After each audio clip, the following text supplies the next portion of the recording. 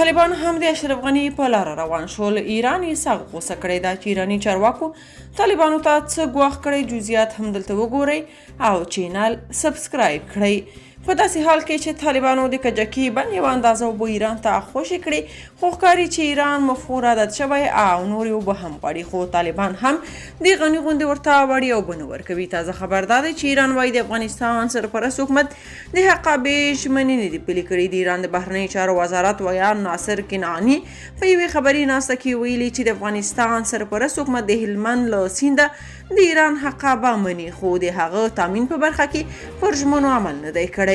د ایران د بهرنیو چارو وزارت ویان زیاتوي چې ایران له افغانستانه د خپلې حقابې موضوع په جدي توګه تعقیبوي. ناصر کنعاني په دې هکله وویل دا د ایران حق او قانوني تمه ده چې په خپله کچه حقابه ولري.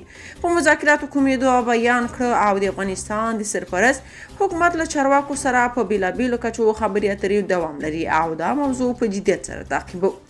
کنعاني په دې باور دی چې دغه حق تامین به د ګاونډي هیواد د قانوني حقوقونو د تامین لپاره د افغانستان د لنډمهالي سرپرست دولت د ښه نیت څرګندوی وي. هغه وویل طالبانو سره په خبرو کې یو او که خبرې نتیجه ورنه کړي نو ایران به هر هغه اقدام باندې فکر وکړي ترڅو طالبان ایران ته اوبه ورکولو ته چمتو شي. خو تر دې وړاندې طالبانو ویلي وو چې د هلمند سیند کې اوبه کمې دي او دوی نشي کولی چې ایران ته هغومره اوبه ورکړي څومره چې یاد هیواد غواړي.